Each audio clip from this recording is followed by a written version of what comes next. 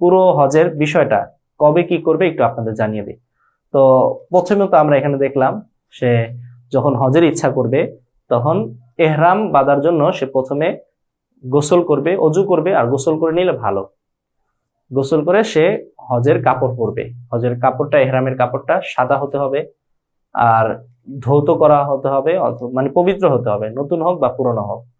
তো এটা পরার পরে সে 2 রাকাত নামাজ পড়বে। নামাজ পড়ে তালবিয়া পাঠ করবে, তালবিয়া পাঠ করে সে হজের ইচ্ছা করবে। এভাবে বলবে আল্লাহুম্মা ইন্নী উরিদুল হাজ্জা ফায়াসসিরহুলি। আর যদি তামাত্তুর ইচ্ছা করে বা কেরানের ইচ্ছা করে, মানে হজ আমরা একসাথে করা, তাহলে এভাবে বলবে আল্লাহুম্মা ইন্নী উরিদুল হাজ্জা ওয়াল উমরাতা ফায়াসসিরহুমা লি। আমি হজ এবং উমরার ইচ্ছা করেছি, এটা আমার জন্য সহজ করে দাও। এরপর তালবিয়া পাঠ করা শুরু করে দিবে। তালবিয়া পাঠ করলে সে মুহরিম হয়ে যাবে। এরপরে মুহরিমের এহরামের যত কাজ আছে, নিষিদ্ধ কাজ আছে, এই নিষিদ্ধ কাজগুলো থেকে সে বেঁচে থাকার চেষ্টা করবে। তো এহরাম পরা হলো। এখন সে 7 তারিখে মক্কা শরীফে অবস্থান করবে। ওখানে ইমাম সাহেব বা হজের যে ইমাম আছে তিনি একটা খুতবা দিবেন। একটা খুতবা, ওইটা কোনো বৈঠক হবে না, শুধু একটা খুতবা দিবে দুপুরবেলা। দুপুরে এই খুতবার মাঝে সে হজের মানাসিক, ওকফে আরাফা কেমনে করবে, মিনায় যাবে 9 তারিখে, তো এই সব কাজ কাম মানে মানাসিকুল হজ শিক্ষা দিবে।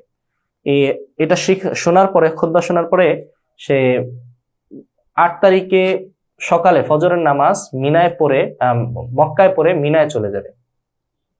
মিনায় ওখানে অবস্থান করবে এবং ওই রাতটাও অবস্থান করবে। যখন 9 তারিখে সকাল হবে, আরাফার দিন 9 তারিখে যখন সকাল হবে, সে আরাফার দিকে রওনা হবে। সমস্ত মানুষ আরাফায় যাবে। আরাফায় যেতে যেতে দেখা যাবে দুপুর হয়ে যাবে। তো জাওয়ালের পর থেকে নিয়ে যখন সূর্য 9 তারিখে মধ্যকাশ থেকে একটু ঝুঁকে পড়বে, মানে জোহরের সময় শুরু হবে, তখন থেকে নিয়ে পরের দিন 10 তারিখের ফজরের আগ পর্যন্ত, সুবহ সাদেকের আগ পর্যন্ত সময়টা হলো আরাফার ময়দানে উকুফের সময়। এই সময়ের কিছু একটা সময় হজকারীর এখানে থাকতেই হবে। তো স্বাভাবিকভাবে আমাদের হাজী সাহেব যে হজ পালন করছে, যার ধারা বর্ণনা আমরা দিচ্ছি, সে কি করবে, ওই 9 তারিখে জাওয়াল থেকে নিয়ে মাগরিব পর্যন্ত আরাফার ময়দানে অবস্থান করবে। সেখানে তাকবীর বলবে, তাহলিল বলবে, এবং কি করবে, দোয়া করবে ইচ্ছা মতো, নিজের মনের সমস্ত আকাঙ্ক্ষা তামান্না নিয়ে আল্লাহর কাছে দোয়া করবে।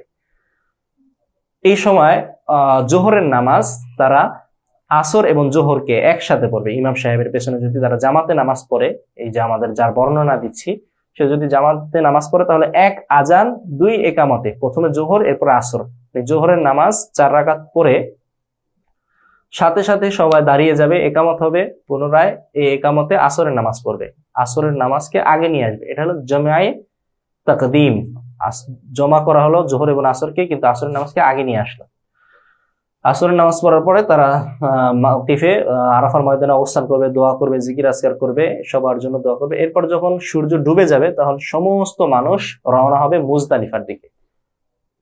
মক্কা থেকে, আরাফা থেকে মিনার দিকে যেতে মুজদালিফা পড়ে, মুজদালিফার ময়দানে উপস্থিত হবে, সবাই যাবে। ওখানে গিয়ে আরাফার ময়দানে এখানে একটা খুতবা হবে, এখানে ইমাম সাহেব খুতবা দিবেন, দ্বিতীয় খুতবা। এরপর মুজদালিফায় যাবে। মুজদালিফায় গিয়ে ওখানে তারা রাত্র যাপন করবে। রাত্র যাপন করে ফজরের নামাজ 10 তারিখের যে ফজর, 9 তারিখে শেষ হলো, 10 তারিখের ফজরের নামাজ গলাসে পড়বে, অর্থাৎ অন্ধকার থাকতে ইমাম সাহেব পড়ে নিবেন। আর মুজদালিফায় যাওয়ার পরে মাগরিব আর এশার নামাজ, মাগরিবের নামাজ কেউ আগে পড়বে না, মাগরিব আর এশার নামাজকে একসাথে পড়বে, 1 আজানে 1 একামতে। প্রথমে মাগরিবের নামাজ পড়বে, এরপরে সাথে সাথে আবার দাঁড়িয়ে এশার নামাজ পড়বে। কোন ওক্তে? এশার ওক্তে। আচ্ছা, এরপরে ফজর যখন হবে, ওখানে রাত্রি যাপন করবে, দোয়া দুরূদ পড়বে। ফজর যখন হবে, গলাসে সে ফজরের নামাজ আদায় করে ফেলবে।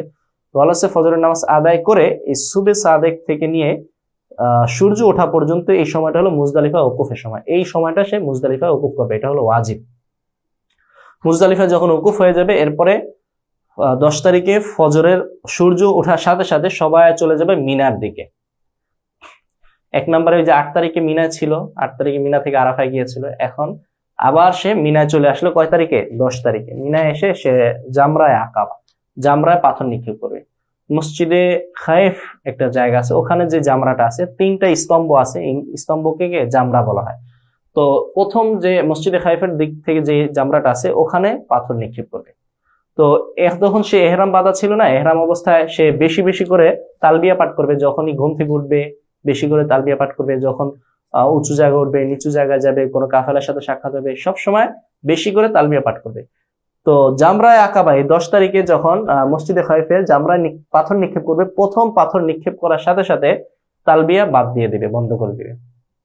সে তার প্রথম জামরায় 60টা পাথর নিক্ষেপ করবে, হাতের আঙ্গুলেতে ছোট্ট ছোট নুড়ি পাথর এখানে নিয়ে এভাবে সে ছুঁড়ে মারবে ওই পাথর দিকে, স্তম্ভের দিকে, এইভাবে 60টা পাথর সে মারবে। তো যখন পাথর মারা হবে তখন সে ওখানে একটু দাঁড়াবে, দাঁড়িয়ে তাকবীর বলবে, তাহলিল বলবে, এরপরে একটু দোয়া করবে। এরপর এই জামরা থেকে দ্বিতীয় জামরায় আসবে, মাঝখানের জামরায়, ওখানে এসে এরকম একই কাজ করবে, 60টা পাথর মারবে, মারার পরে একটু থামবে। এরপরে সর্বশেষ আসবে হলো জামরায়ে আকাবা। জামরায়ে আকাবা এখানে এসে সে পাথর নিক্ষেপ করে আগের মতো কাজ, মানে এরপরে আসে দাঁড়াবে না, না দাঁড়িয়ে সে চলে যাবে। চলে গিয়ে তার যদি জাকাত ফরজ হয় তাহলে জাকাত, মানে জাকাত না, যদি কোরবানি করার প্রয়োজন হয় কোরবানি করবে, ফরজ হলেও করবে, আর যদি ওয়াজিব হলেও করবে, আর যদি ওয়াজিব না হয় তাহলে সামর্থ্য থাকলে করবে, আর না থাকলে করবে না। পরে সে কি করবে, কোরবানি করার পরে মাথার চুল মুন্ডাবে, হয়তো চুল একবারে খাটো করে ছোট করে ফেলবে, মানে ফেলে দিবে, অথবা ছোট করে ফেলবে। এই দুই কাজের এক কাজ করার মাধ্যমে সে হালাল হয়ে যাবে ইহরাম থেকে। এরপরে প্রথম দিন 10 তারিখে এই কাজ করলো, 11 তারিখেও সে এই একই কাজগুলো করবে। প্রথমে ওই যে মসজিদে খাইফের দিক থেকে যে জামরাটা আছে ওখানে 7টা পাথর মারবে, 7 পাথরের পরে সে একটু দাঁড়াবে, দাঁড়িয়ে তাকবীর বলবে, তাহলিল বলবে, লা ইলাহা ইল্লাল্লাহ বলবে এবং দুরূদ পড়বে এবং দোয়া করবে। এরপর দ্বিতীয় জামরা এই কাজ করবে, তৃতীয় জামরায়ে আকাবা একই কাজ করবে। এরপরে আবার 12 তারিখে এই একই কাজ করবে, 10, 11, 12 এই 3 দিনে জামরা পাথর নিক্ষেপ করবে। আর এই 3 দিনের মধ্যে একদিন সে মক্কায় যাবে, মক্কায় গিয়ে তওয়াফে জিয়ারা করবে, তওয়াফে জিয়ারা করে আবার সে জামরা মিনায় অবস্থান চলে আসবে। এই 3 দিন মিনায় তার অবস্থান করতে হবে, থাকতে হবে। আচ্ছা, এই 3 দিনের পরে এখন তার এই মিনার কাজ সব শেষ হয়ে গেছে, এখন তার চলে যেতে হবে মক্কায়। মক্কায় গিয়ে সে প্রথমে বাইতুল্লাহ তাওয়াফ করবে, বাইতুল্লাহ তাওয়াফ করবে, 7 চক্কর দিবে, এবং এখানে রমল আর সাই করবে না, তাওয়াফে জিয়ারত হয়ে গেছে। প্রথমে শুরুতে একটা তাওয়াফ ছিল, তাওয়াফে কুদুম, এটা আমি বলি না, এটা আমি বলবো, যেখান থেকে ছুটে গিয়েছিল। এই যে সর্বশেষ তাওয়াফ, তাওয়াফুল ওয়াদা বা তাওয়াফুস সদর বলা হয়। তো সে এখানে তাওয়াফ করবে, রমল করবে না, আর এরপরে সাইও করবে না তাওয়াফ পর। তো এই সাই করার তাওয়াফ করার পর তার হজের কার্যক্রম শেষ। এবার সে যখন কাজ শেষ হয়ে যাবে তখন মুলতাজামে যাবে, মানে বাইতুল্লাহর যে দরজা রয়েছে এই দরজা ধরে বুকটা মুলতাজামে লাগিয়ে আল্লাহর কাছে অনেক দোয়া করবে, কান্নাকাটি করবে। এরপর ওখান থেকে কান্নাকাটি করে জমজমে আসবে, জমজমে পানি খাবে। এরপর যখন বাড়িতে ফিরে আসতে চাইবে তখন অনেক কান্নাকাটি করে বিদায় নিচ্ছেন, একজন আপনজনকে ছেড়ে যাচ্ছেন, এইরকম একটা চিন্তা রেখে, একটা আবেগের সাথে বাড়িতে ফিরে আসতে হবে।